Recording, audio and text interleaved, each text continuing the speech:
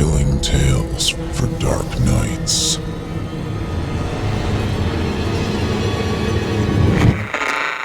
Want to make sure you never miss a Chilling Tales for Dark Nights video again?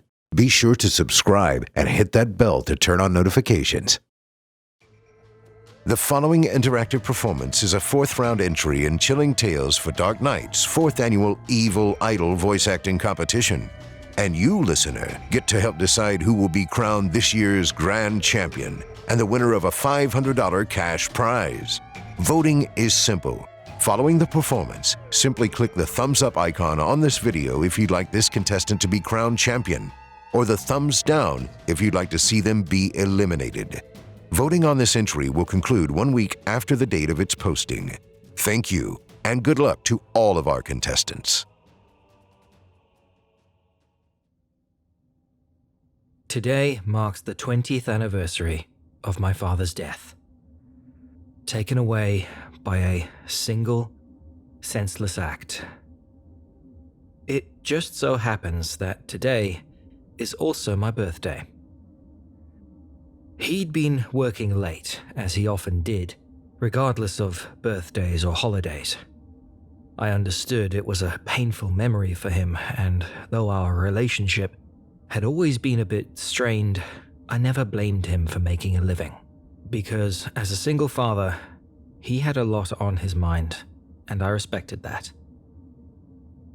That night, on my 18th birthday, my father was hit by a drunk driver on his way home. He never even made it to the hospital. His insides were so utterly torn to pieces by the impact that he simply died before the paramedics could even show up. A few weeks after the funeral, I was trying to piece together the legal mess that comes following someone's death. Inheritance and so on. It certainly wasn't anything a teenager should have to deal with. But I was alone. No close family, and no one to guide me through the world. Ironically, his lawyer seemed to know more about my father than myself. After dealing with whatever assets left behind, he'd been given a set of instructions, all prepared by my father should he ever meet an untimely demise. I signed all the necessary documents and was given some advice on how to survive the loss of a loved one. Then, I received a letter. It was wrapped in a beautiful silver envelope, only decorated with my name.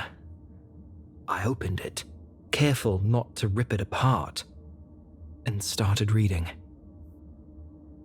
Dear Richard, I'll start this letter by admitting to one undeniable truth. I am not a good man, and I've been an even shittier father. I've made plenty of mistakes, left too many things unsaid.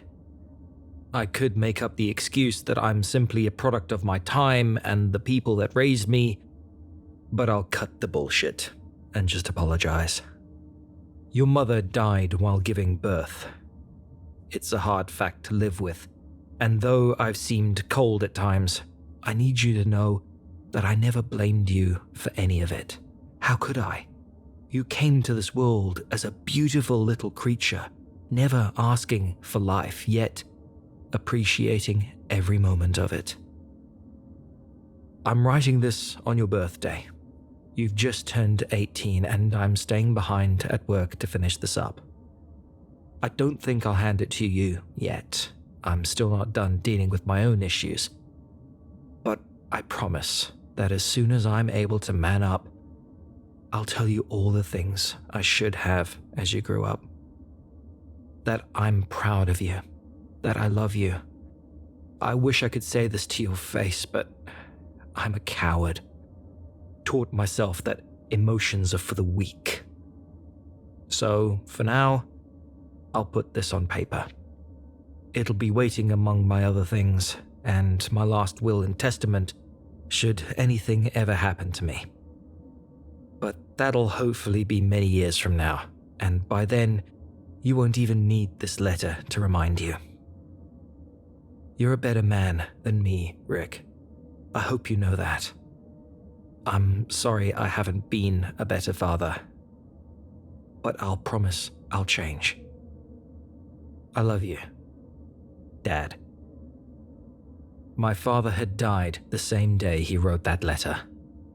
He probably instructed the secretary to send the letter to his lawyer in the morning. I don't really know how else they would have gotten a hold of it. I read the letter a couple more times before folding it neatly back up. Then I just sat down on the floor and cried. I kept it together for so long. I never shed a tear as the police officer handed me the news, and I continued my cold appearance throughout the funeral proceedings. But he was right. We'd never been close, and I never thought he loved me. But hearing these simple words, though only from a piece of paper, was far more than I could handle. I dug up some old photo albums from my childhood, sifting through them and realizing he always seemed happy, smiling wide in each photo as I turned the pages. Seeing those memories in a new light truly broke my heart.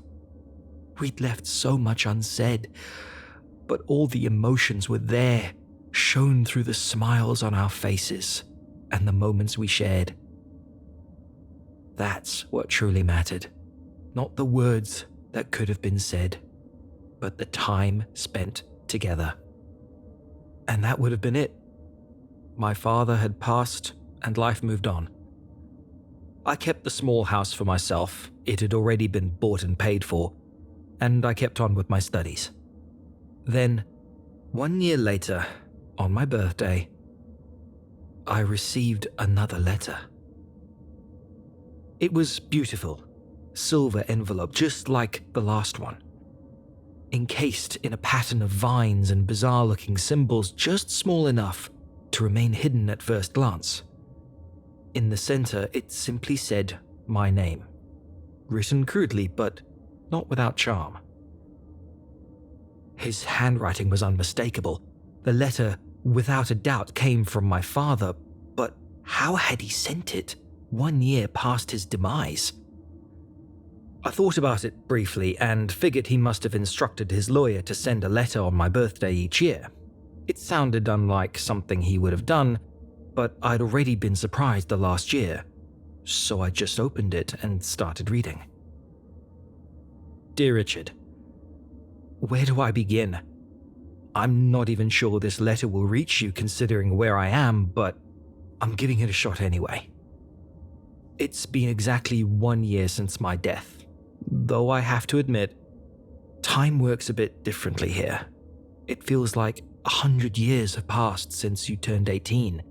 Yet I know for you, only 1 year has gone by. I'm not much of a poet, but I'm sure not even Edgar Allan Poe could have found the words to describe the beauty of this place. It's, simply put, unbelievable. You need to know that I never suffered.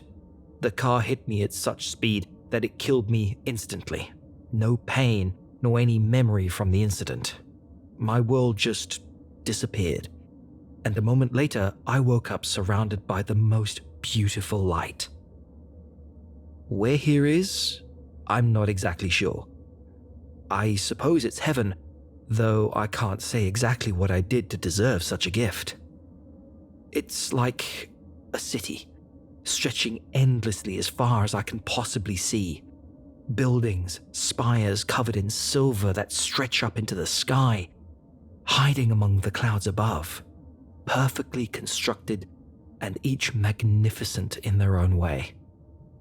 There are no horizons here. The world only ends when it's too far away to comprehend. Just tiny figures dancing in the distance. But it's beautiful nonetheless, enveloped in colors I never knew existed. It's perfect. You don't feel hunger, thirst, nor tiredness, yet the food is bountiful and always tastes exquisite. I don't need it, but it's a joy to feast nonetheless, never feeling too full, never gaining nor losing weight. There are some things I can't tell you. the guards or angels. I'm not sure what to call them. But they're telling me I have to follow the rules. Upon asking, they simply scoffed and told me to figure it out on my own. They're certainly not the beautiful creatures I expected them to be. But that doesn't really matter. What matters is that I'm looking for your mother. But in an endless city, that's easier said than done. There's really no register here, so no one can actually tell me where to find anyone. Though I suppose with eternity ahead of me, I'll just have to keep looking. The population is strangely scattered here, and no one I've spoken to have been here for more than a few years. I suspect there's some kind of hierarchy in place, or maybe that we have to wander further into the city to find our loved ones. It's a lot to take in, and I wish I could tell you more, but now I need to go. In any case, I love you, Rick. I wish I had said that while I was still alive, but at the very least, this is better than nothing. Love, Dad.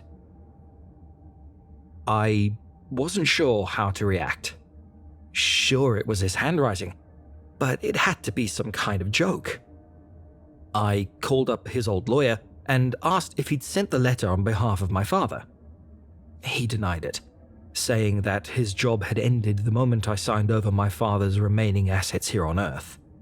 Next, I turned to the few friends I had, interrogated them about the letter without revealing its content. They acted innocent, which made me feel guilty.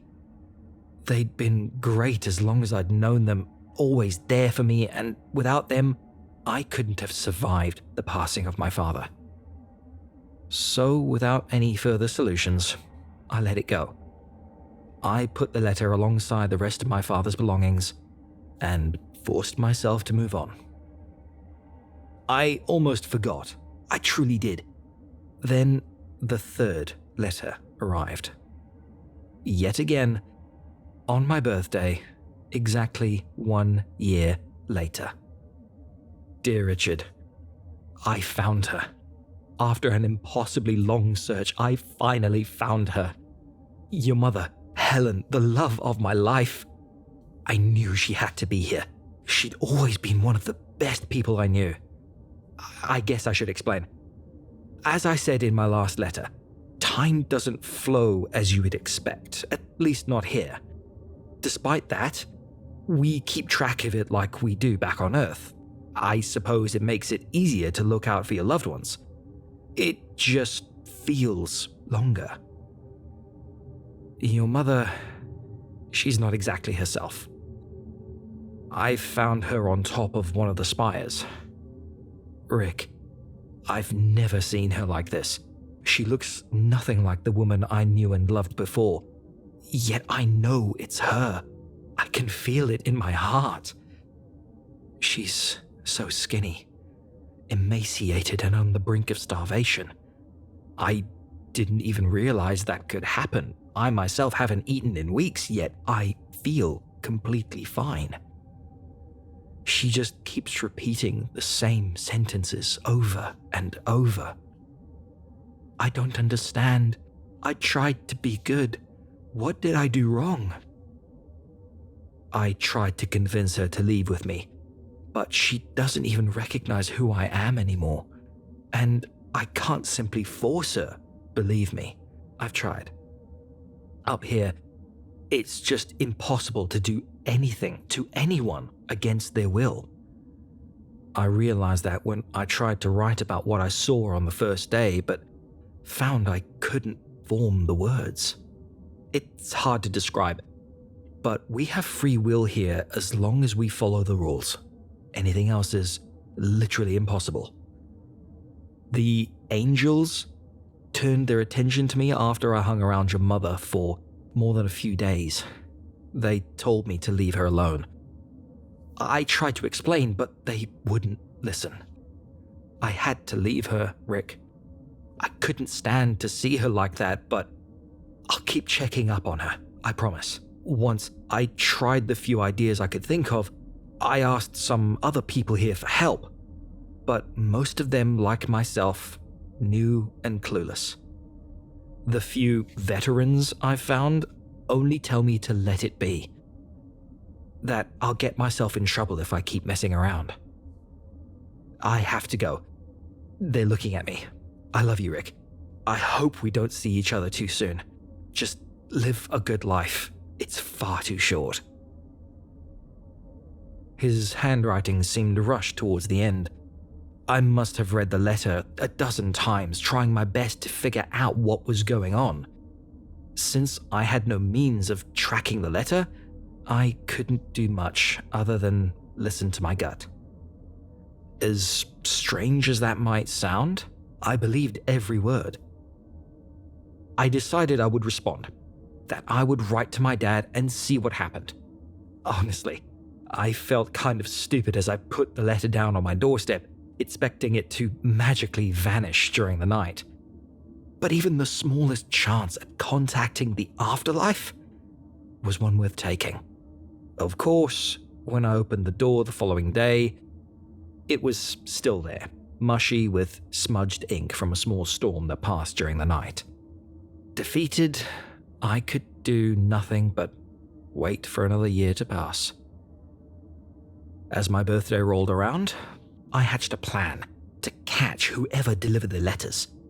I camped outside in my garden waiting for the culprit. Hours passed. I waited from the early hours, and as midday arrived, I decided to call it quits and head back inside. There it lay, on the other side of the front door, on top of my slippers. A perfect silver envelope with my name written on it. Dear Richard, I found someone willing to answer my questions. They claim they've kept an eye on me for some time, but that I wasn't ready to see them, so they kept me waiting, hoping I'd one day come around. I'm not exactly sure what they meant by ready, but they say that until I see what this place truly is, I won't understand. Unlike my other companions, these people weren't smiling. They didn't seem healthy. They appeared as sickly, twisted human beings that have long since forgotten who they once were.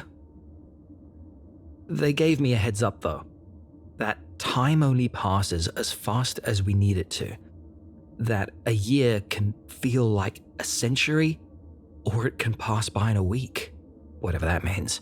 They mentioned something they simply refer to as the Dome. They say it's in the center of the city, an almost impossible distance away. They offered to take me there once I'm ready, but I can't. I need to stay. I have to take care of your mother. Of course, the Silver City still stands tall and magnificent, but the food has lost its taste. Drinks just feel unnecessary. I've indulged on occasion, tried to recreate the feelings I had when I first arrived here, but to no avail. My only purpose now is to find a way of reconnecting with your mother. I know I can get through to her. I just need to find a way. While I search for answers, I still visit her from time to time, just to sit by her side as she stares off into the distance. Maybe one day I'll get a glimpse of what occupies her mind, and hopefully she knows that she's not alone. I know she's utterly broken, but as long as I'm able to, I'll protect her. I promise you that. Happy birthday, Rick. I'm happy to have had the opportunity to stay in touch, even if it's impossible for you to respond. I love you, Dad. That's how my life went from there on. Each year on my birthday, my father sent me a silver letter. Just updates from the afterlife. And as bizarre as it all felt, I felt happy to have a connection with my dad, though it had been partially tainted by the image of my sickly mother standing at the top of a spire. On the 15th anniversary of my father's death, my life had taken a drastic turn for the better. I'd just gotten engaged to the love of my life after 5 years. This all came on top of a promotion at work. All in all, life seemed to be going my way, and my birthday was just around the corner. And as always, I eagerly awaited my silver letter. There it was, lying on my doorstep. Except, rather than a perfectly smooth envelope with vines and symbols engraved onto the surface, I found a crumpled piece of paper. One covered in erratic handwriting, incomprehensible phrases and drawings. "Richard, she's gone. Your mother, Helen. I went back to the spire. I had an idea, but she'd simply vanished, leaving nothing behind, no trace that she ever existed. I knew something was wrong even before getting there. The buildings have always seemed impossibly tall, but this time I just couldn't get up the stairs. They kept going for days, weeks of climbing, and once I finally reached the top, I was alone. I've searched the entire section of the city, climbed each building to the top, asked whatever person was willing to talk to me. I don't know what to do. I haven't eaten anything since we last spoke a year ago, nor have I had a drink. I don't sleep. I don't do anything other than search for her. I wanted to send you a letter earlier. I needed to tell you what happened, but I had to wait because of the rules. Those damn rules. A few weeks ago, I approached one of the guards. I don't know why I hadn't thought of it before, but if heaven was real, then God had to be somewhere up here. I asked the guard about it, and he laughed at me. He touched me on the shoulder and whispered a few incomprehensible words into my ear. It felt like a veil was lifted off me. I could truly see this place for what it is. A concrete jungle with a sky so dark I don't know how I didn't notice it before. The buildings around me, once what I would consider works of art, so perfect, a creation that simply couldn't be built by man, I finally see them for what they are. Old, run-down concrete prisons on the brink of collapse. They should have fallen long ago. Yet, there they stand, defying all logic, a pitiful sight to behold. The people I came here with have long since gone, all of them heading towards the dome. In their place, I'm finding more and more people who've been here for an eternity. Hundreds, thousands of years, and they all seem the same. They're all diseased. Whatever features they once had, whoever they once were, it doesn't matter anymore. They've simply existed for too long. An eternity of time to wash away what once made them human. I think it's time for me to wander through the Silver City. Maybe I just need to reach the dome. Maybe I can find your mother there. Maybe I can finally get some answers. Whatever the cost. I can't go on like this. I'm not sure how long it will be until I send another letter. The road towards the dome is different, but it's something I have to do. I hope you understand. Dad. 5 years passed without another silver letter. The first year, I was worried. The second, I felt scared. But as the third and the fourth rolled around, I felt relieved. It was as if a heavy burden had been lifted off my shoulders. I'd never been much of a religious person before my father died, yet I never feared death. But now, knowing that what awaited me on the other side wasn't the perfect haven we'd all been taught about, I felt horrified. As guilty as it still makes me feel, I never wanted to receive another letter from my father. Then we arrive at today, my birthday. It's the 20th anniversary of my father's death. As a habit, the first thing I did in the morning was to check the front door. There, on the ground, lay a silver envelope. I picked it up in uncomfortable anticipation.